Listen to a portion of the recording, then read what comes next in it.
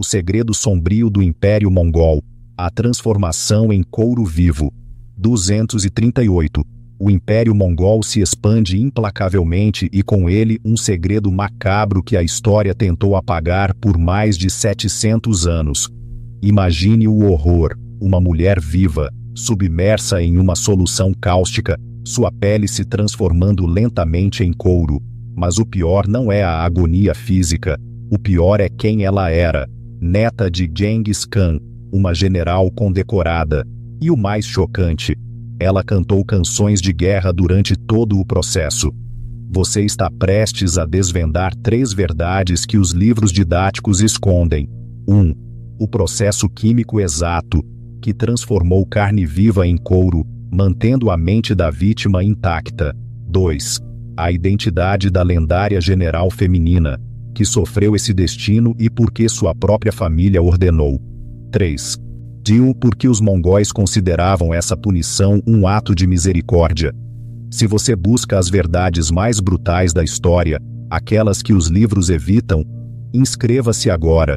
O que você ouvirá vem de crônicas persas, histórias secretas mongóis e relatórios forenses desclassificados que a Unesco tentou suprimir. Voltemos a 1238. Para entender o porquê, precisamos falar das guerreiras que o mundo esqueceu. O Império Mongol não conquistou 20% da terra por acaso.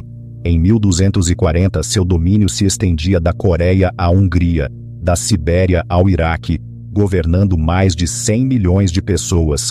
E o que sua aula de história nunca contou: 20% dos oficiais militares mongóis eram mulheres. Não eram meras coadjuvantes, eram comandantes de combate.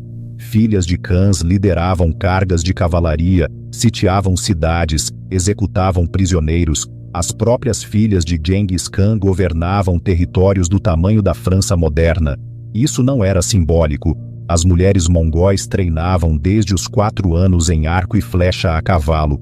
O historiador persa Rashid al-Din escreveu que elas eram mais temíveis que os homens, pois lutavam sem a hesitação da piedade. Mas aqui reside o segredo da eficiência aterrorizante da sociedade mongol. A derrota militar era uma desonra pior que a própria morte. Para generais homens a execução era rápida, um laço no pescoço, um estalo, e tudo acabava. Honroso, limpo. Mas para comandantes femininas, especialmente de sangue nobre, a derrota exigia algo diferente. Uma punição tão severa que ecoaria por gerações. Uma transformação que tornaria o fracasso um aviso eterno. Essa punição tinha um nome na língua mongol: Holek, mudança de pele. E o que você está prestes a ouvir não é de Hollywood, não é lenda, vem diretamente da Tarakay-Jar-Renashe, a crônica persa de Juvenal, escrita em 1260, apenas 22 anos após os eventos.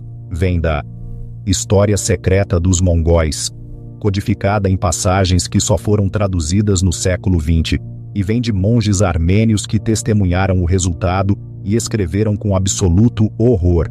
Prepare-se, pois a química por trás disso é puro pesadelo. A pele humana tem 3 camadas: epiderme, derme e tecido subcutâneo. No curtimento, o objetivo é quebrar as proteínas da derme, mantendo as fibras de colágeno intactas. Curtidores modernos usam sais de cromo e químicos industriais.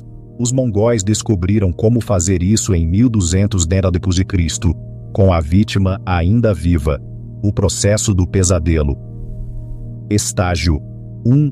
O banho de cal, 72 horas. A vítima era despida e submersa até o pescoço em uma solução de cal virgem e água. Cal virgem é óxido de cálcio, o mesmo químico usado hoje para decompor corpos rapidamente.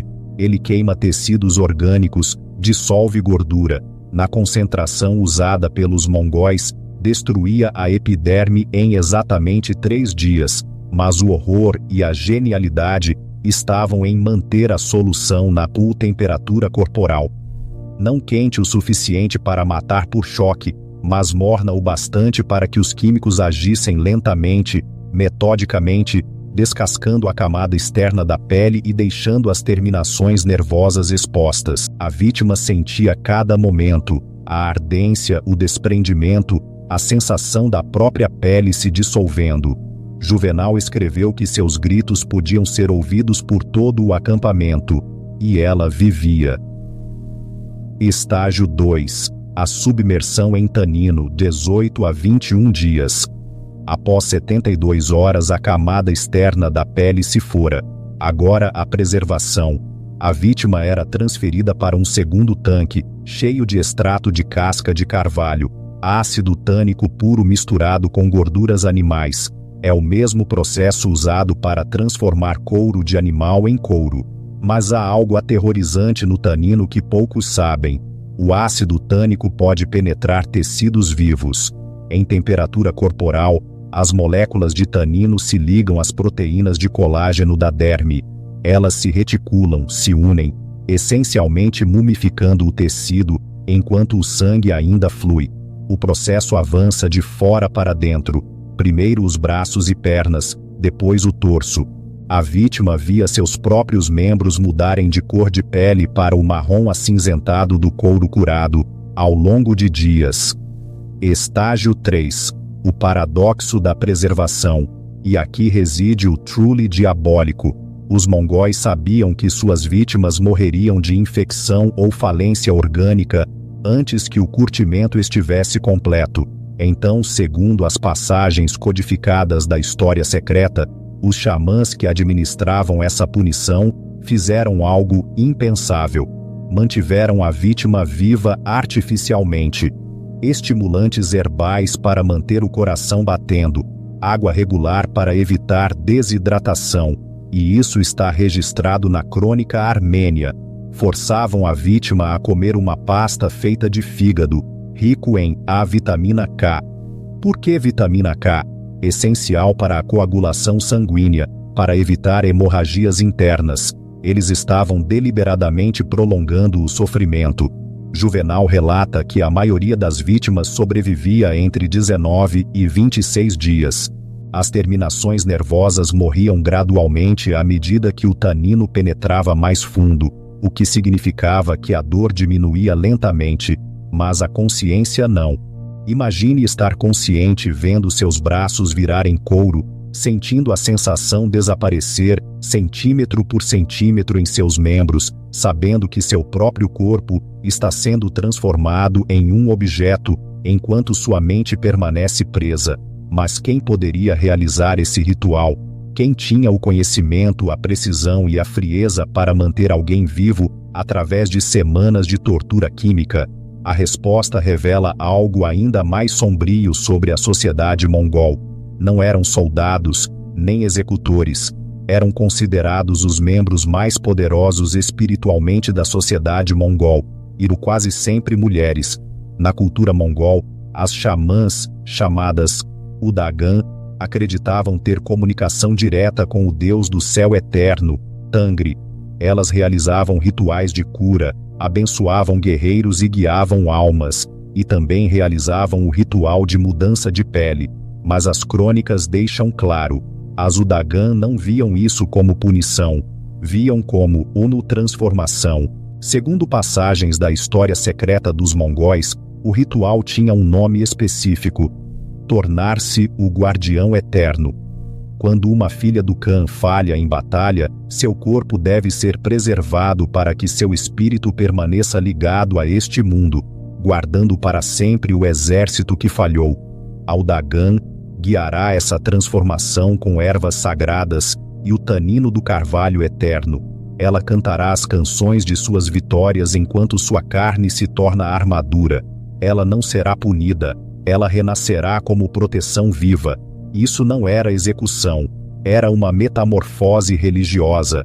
Os mongóis acreditavam genuinamente estar dando às generalas falhas uma chance de redenção, transformando seus corpos em armaduras e estandartes literais para serem carregados em futuras batalhas. As Udagan que realizavam esses rituais eram treinadas desde a infância. Elas aprendiam quais ervas manteriam alguém consciente sem causar choque.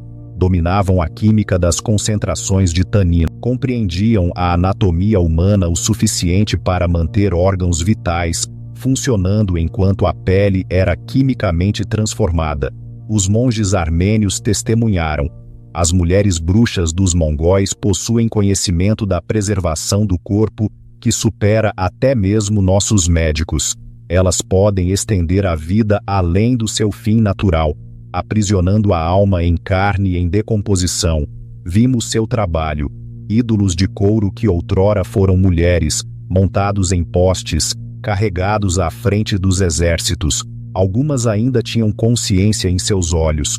Por décadas, historiadores descartaram esses relatos como exagero ou propaganda, mas em 1961, arqueólogos soviéticos escavando o local de Karakorum, a antiga capital mongol, encontraram algo em uma câmara cerimonial selada: ferramentas xamânicas, agulhas de bronze, tanques com resíduos positivos para altas concentrações de tanino de carvalho e instruções rituais esculpidas em pedra que correspondiam às descrições nas crônicas persas e armênias.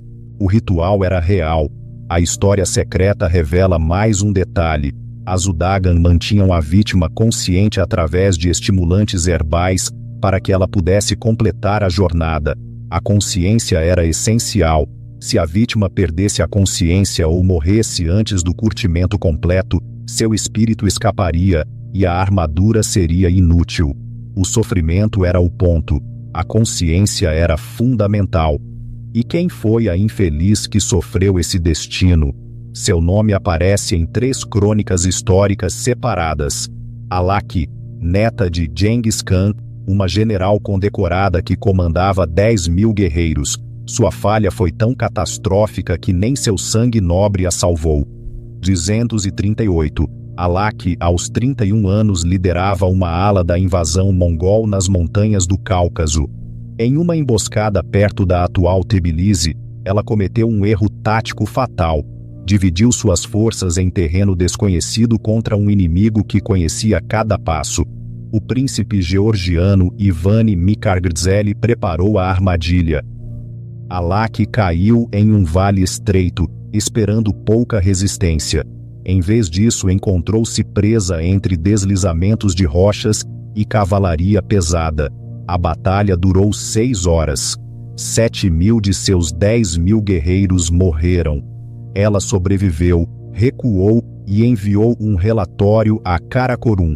Perder uma batalha não era automaticamente uma sentença de morte, mas perder 70% do seu exército em uma emboscada evitável, sendo neta do fundador do império e sujeita a um padrão mais elevado, exigia uma resposta única.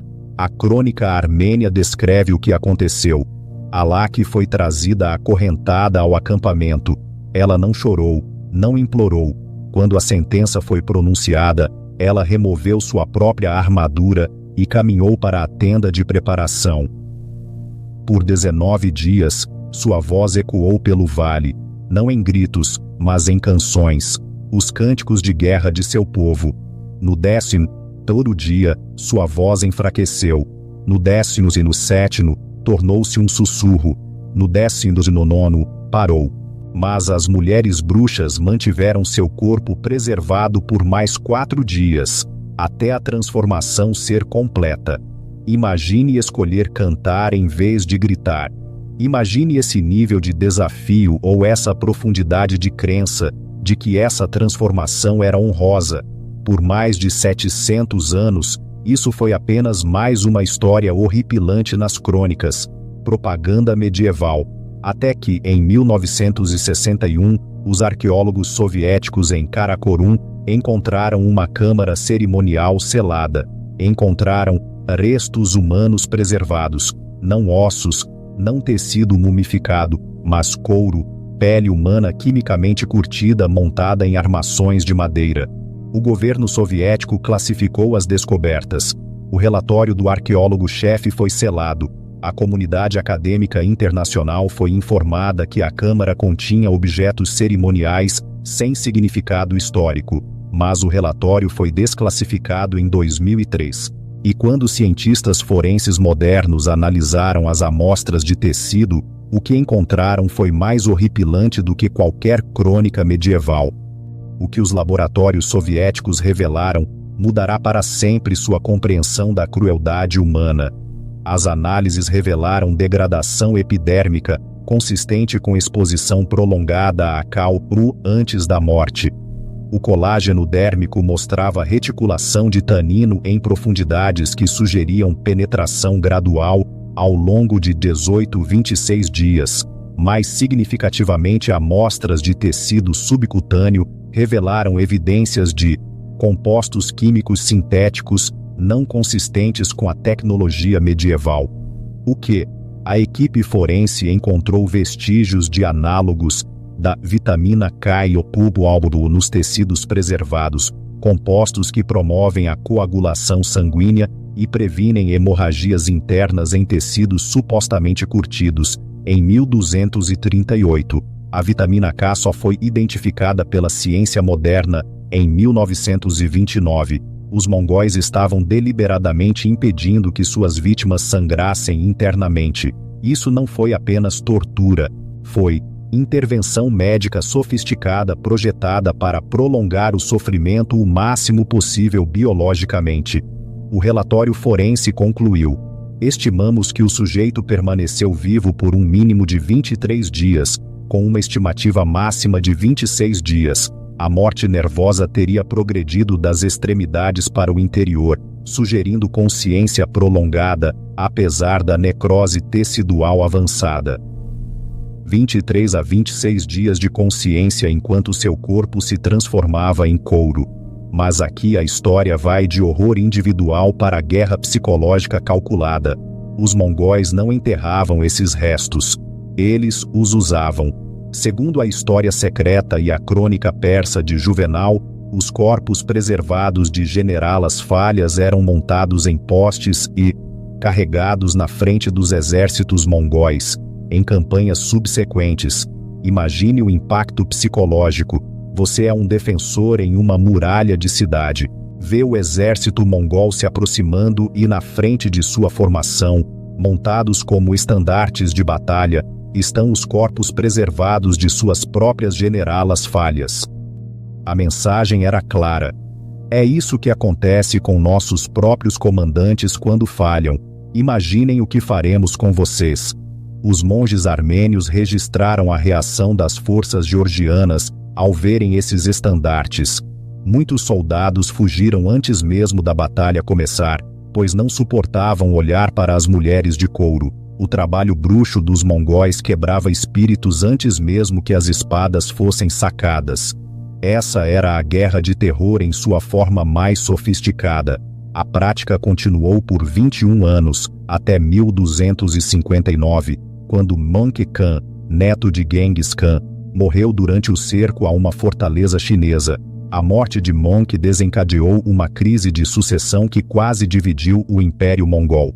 Durante o Kurultai que elegeu seu sucessor, a prática de mudança de pele foi oficialmente abolida. Por quê? Segundo crônicas mongóis posteriores, o novo Khan, Kublai Khan, argumentou que a prática enfraquecia a resolução das comandantes femininas que temiam a falha mais do que a própria morte. Ele estava certo. Pelos anos 1250, mulheres mongóis estavam cada vez mais recusando comandos militares. A ameaça de mudança de pele se tornara tão aterrorizante que estava minando a eficácia militar. A punição era, muito eficaz. Tinha que acabar, mas aqui está a reviravolta final. Quando os achados soviéticos foram apresentados à Unesco em 1962, solicitando cooperação internacional para estudos adicionais, a organização tomou uma decisão que assombra a transparência acadêmica até hoje. Eles a enterraram. A justificativa oficial da Unesco, desclassificada em 2003. Os achados, se divulgados, poderiam inflamar tensões culturais entre os povos mongóis modernos e nações vizinhas. O contexto histórico é muito sensível para o discurso público. Tradução: a verdade era muito horrível, então vamos fingir que não aconteceu. A equipe de pesquisa soviética foi ordenada a selar as amostras. o local da escavação foi discretamente aterrado. E por 42 anos, apenas um punhado de historiadores soube que as crônicas medievais não estavam exagerando, estavam subestimando. Hoje, se você visitar a Mongólia, não encontrará memoriais para as mulheres que sofreram a mudança de pele. Não verá exposições de museu sobre a Laki ou as xamãs Udagan. O governo mongol compreensivelmente não promove esse aspecto de sua história, mas a evidência existe, os relatórios forenses existem, as crônicas de 3 culturas diferentes confirmam os mesmos detalhes horripilantes, e os ossos de Karakorum ainda guardam segredos que a Unesco decidiu que o mundo não estava pronto para enfrentar. Então, por que os mongóis consideravam essa punição misericordiosa? Porque para eles, genuinamente era uma chance de redenção. Uma generala falha poderia se tornar uma guardiã eterna, seu corpo preservado protegendo literalmente os exércitos que ela comandou.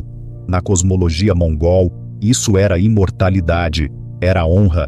A alternativa, uma execução rápida por laço, significava que seu espírito se dispersava, seu nome esquecido, sua falha permanente. Mudança de pele significava que seu nome seria lembrado, seu corpo serviria ao império, mesmo após a morte. Ela se tornaria sagrada. Para nós, é um horror impensável. Para eles, era a derradeira segunda chance. E antes de julgarmos muito severamente, considere isto: nós ainda sacrificamos pessoas à honra institucional. Apenas o fazemos mais devagar. Sacrificamos a saúde mental das pessoas à produtividade corporativa. Sacrificamos soldados à honra política. Sacrificamos denunciantes à reputação institucional. Ainda estamos transformando pessoas em objetos a serviço de sistemas maiores. Apenas sanitizamos o processo. Os mongóis foram honestos a respeito. Não havia eufemismo, linguagem corporativa, reestruturação estratégica, apenas a matemática brutal de uma meritocracia que valorizava resultados acima de tudo, incluindo a humanidade. Não estou dizendo que o caminho deles estava certo, estou dizendo que deveríamos pelo menos reconhecer nossas próprias versões disso. Então, a pergunta para você: se você vivesse naquela cultura, com aquelas crenças, escolheria a execução rápida ou 23 dias de agonia, pela chance de ser lembrado para sempre, de servir seu império mesmo após a morte, de transformar sua falha em algo sagrado? Comente abaixo e seja honesto consigo mesmo sobre por que você escolhe o que escolhe. Se você chegou até aqui é porque não desvia o olhar das verdades brutais da história. Inscreva-se agora, porque na próxima semana mergulharemos em algo igualmente perturbador. O motivo pelo qual os cavalos mongóis podiam correr por 3 dias seguidos sem água. A resposta envolve beber sangue, criação seletiva e uma adaptação cardiovascular que a ciência moderna tenta replicar para atletas humanos. É tão selvagem quanto parece. Obrigado por assistir. Obrigado por não desviar o olhar. E lembre-se, a história não é bonita, mas compreendê-la é a única maneira de pararmos de repeti-la. Vejo você na próxima vez.